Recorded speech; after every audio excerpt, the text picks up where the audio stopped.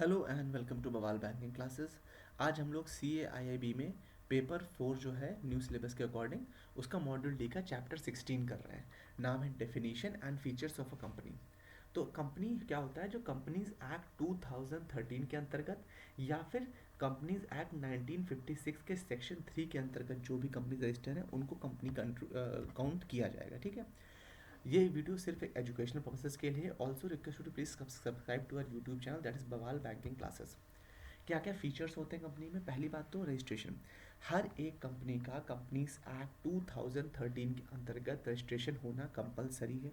दूसरी चीज़, जो कंपनीज पहले से कंपनीज एक्ट 1956 में रजिस्टर हैं उन्हें दोबारा रजिस्टर नहीं होना है। कंपनी को एक आर्टिफिशियल लीगल पर्सन माना जाता है जो कि लॉ के द्वारा बनाया गया है और लॉ के द्वारा ही डिसॉल्व किया जा सकता है।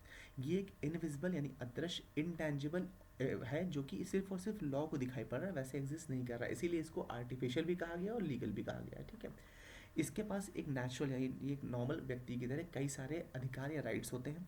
जो कंपनी है वो अपने नाम से किसी भी कॉन्ट्रैक्ट को कर सकती है। ठीक है, साथ ही साथ कोई भी प्रॉपर्टी एक्वायर कर सकती है या डिस्पोज कर सकती है जैसे कि नॉर्मल लोग करते हैं। ठीक है, बस उसमें लॉ का जो है वो वायलेशन नहीं होना चाहिए।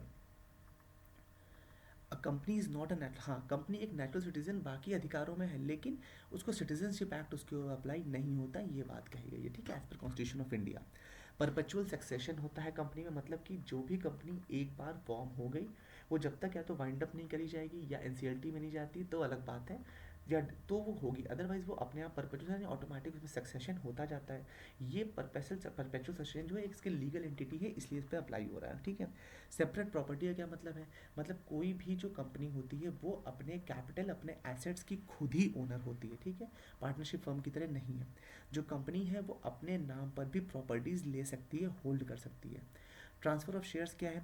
जो भी शेयर्स या इंटरेस्ट किसी एक मेंबर का कंपनी में होता है वो चाहे तो वो दूसरे को ट्रांसफ़र कर सकते हैं। ये सारी बातें आर्टिकल ऑफ एसोसिएशन में मेंशन होती हैं कि उन्हें कैसे ट्रांसफ़र करना है। जो शेयर होल्डर है वो अगर चाहे तो अपने शेयर्स को ओपन मार्केट में बेच करके भी यानी ओमो ओपन मार्केट ऑपरेशन करके भी अपना पैसा वापस निकाल सकते हैं। ज़रूरी नहीं है कि वो कंपनी को ही आपस में बेचें, ऐसा कुछ ज़रूरी नहीं है। कॉमन सील का मतलब क्या है? जैसे कि एक कंपनी एक आर्टिफिशियल लीगल पर्सन है, ठीक है, लेकिन वो खुद अपने साइन नहीं, अपने डॉक्यूमेंट तो नहीं साइन कर सकती ना क्योंकि आर्टिफिशियल है। इसलिए जो नेचुरल पर्सन होते हैं वो एज ए डायरेक्टर कंपनी के लिए काम करते हैं और वो अपने उनके बिहाफ पे कंपनी के बिहाफ पे साइन करते हैं। इसीलिए इनको कॉमन सील कहा जाता है। क्यों? क्योंकि वो जो भी साइन कर रहे हैं वो लीगली बाइंडिंग है कंपनी के ऊपर। ठीक है, सेक्शन 46 जो है कंपनीज एक्ट 2013 का, वो बेसिकली शेयर सर्टिफिकेट जो होते हैं उसको इशू करने के लिए प्रावधान बनाता है कि कॉमन सील के अंतर्गत कैसे इशू किया जाते हैं। ये भी कहा गया है कि जो भी ऐसे डॉक्यूमेंट्स होते हैं जिनमें कॉमन सील लगाना है उसमें चाहे तो दो से ज़्यादा डायरेक्टर भी, दो या दो से ज़्यादा डायरेक्टर भी साइन कर सकते हैं और एक कंपनी सेक्रेटरी कंपनी का जो है वो साइन कर सकता है तो भी उसको लीगल मान लिया जाएगा। कॉर्पोरेट व्हील क्या होता है? व्हील मतलब क्या होता है? पर्दा। ठीक है, तो हालांकि जो कंपनी है वो एक सेपरेट लीगल एंटिटी होती है। ठीक है, शेयर होल्डर से अलग उसको माना जाता है, लेकिन कभी कभी क्या होता है कि जब इसका बहुत ज़्यादा लोग फ़ायदा उठाने लगते हैं या कोई गलत चीज़ हो जाती है तो ये कॉर्पोरेट व्हील के पीछे से हटा करके लॉज को सामने ले आता है। ठीक है, जैसे कि फॉर एग्जाम्पल हम आपको बताएं, जैसे कि किंगफिशर था। किंगफिशर में सब कुछ ठीक चला तो ठीक था, ठीक है, तब तक किंगफिशर का नाम था। लेकिन जब किंगफिशर में फ्रॉड्स पकड़े गए, लोन उनके डिफॉल्ट होने लगे, तो क्या हो गया? विजय माल्या का नाम उछलने लगा। अब आज की डेट में किंगफिशर को कोई कुछ नहीं कहता है, हर कोई क्या कहता है? विजय माल्या। क्यों? क्योंकि कोर्ट भी विजय माल्या के पीछे पड़ा जाता है। इसे बोलते हैं कॉर्पोरेट बिल, कि जब कुछ गलत हो गया, कोई फ्रॉड हो गया, कुछ हो गया, तो भाई कॉर्पोरेट हटो, अब जो इसके लोग रिस्पॉन्सिबल है तुम सामने आओ, ऐसा होता है। ठीक है, जनरली कॉर्पोरेट व्हील का इस्तेमाल कोर्ट्स करते हैं, लेकिन जब कोई फ्रॉड एक्टिविटी है तभी उसको अलग करते हैं। ठीक है, क्या क्या डिस्टिंक्शन या क्या डिफरेंस है कंपनी और पार्टनरशिप के बीच में, ये देख लेते हैं। जो कंपनी है उसका रजिस्ट्रेशन कंपनीज एक्ट 2013 में होता है और पार्टनरशिप का जो एक्ट है वो इंडियन पार्टनरशिप एक्ट 1932 में रजिस्ट्रेशन होता है, जो कि कंपलसरी भी नहीं है। हम लोग पीछे देख चुके हैं उसके क्या लॉज हैं, क्यों कंपलसरी है या क्या बेनिफिट है या नहीं है, वो सब देख चुके हैं हम लोग लास्ट स्लाइड्स में, लास्ट वीडियोज़ में। नंबर ऑफ पर्सन देख लीजिए, यदि पब्लिक कंपनी फॉर्म हो रही है तो उसमें कम से कम 7 लोग होने चाहिए, यदि प्राइवेट कंपनी है तो कम से कम 2 लोग। पार्टनरशिप के लिए क्या होता है? कम से कम 2 लोग और मैक्सिमम 100 लोग हो सकते हैं। लीगल स्टेटस क्या? कंपनी का एक लीगल एग्जिस्टेंस होता है जो कि उसके मेंबर्स से अलग होता है और उसको एक सेपरेट लीगल एंटिटी के तौर पर देखा जाता है। फर्म का कोई भी यानी पार्टनरशिप फर्म का कोई भी सेपरेट लीगल एग्जिस्टेंस नहीं होता है, वो अपने पार्टनर से ही पहचाने जाते हैं। ओनरशिप ऑफ प्रॉपर्टी में क्या है? जो प्रॉपर्टी होती है कंपनी की, वो कंपनी के नाम पर हो सकती है, वो खरीद फरोख्त भी कंपनी के नाम पर ही कर सकती है। क्यों? क्योंकि उसकी सेपरेट लीगल एग्जिस्टेंस है। लेकिन जो फर्म होती है, पार्टनरशिप फर्म, उसमें सब कुछ पार्टनर के थ्रू होता है, पार्टनर के नाम पर ही रहेगा, कंपनी खुद कोई भी साइन नहीं कर सकती एज ए पार्टनर। मतलब for the firm of XYZ करके हमने एग्जाम्पल पढ़ा भी था। मैनेजमेंट क्या है? जो कंपनी होती है वो बेसिकली बोर्ड ऑफ डायरेक्टर्स जो भी इलेक्ट किए जाते हैं शेयर होल्डर्स के द्वारा, वो रन करते हैं। पार्टनरशिप फर्म्स उनके पार्टनर्स के द्वारा रन करी जाती है, एक्सेप्ट डोरमेंट या स्लीपिंग पार्टनर।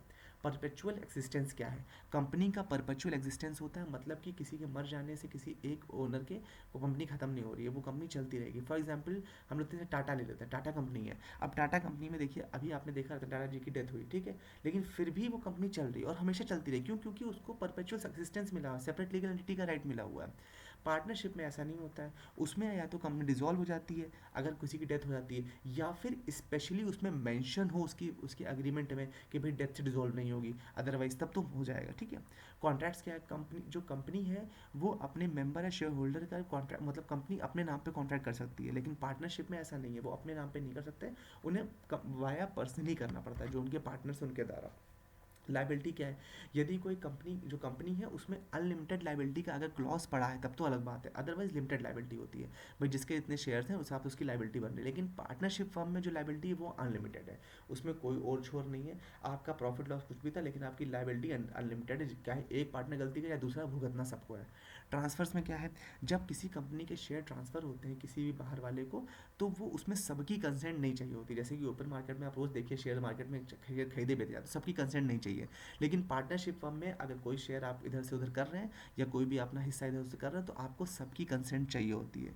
डेथ के केस में क्या है? यदि किसी भी कंपनी के केस में किसी की भी डेथ होती है, किसी एक पार्टनर या कई पार्टनर्स की, तो भी कंपनी की एग्जिस्टेंस पे फर्क नहीं पड़ता है।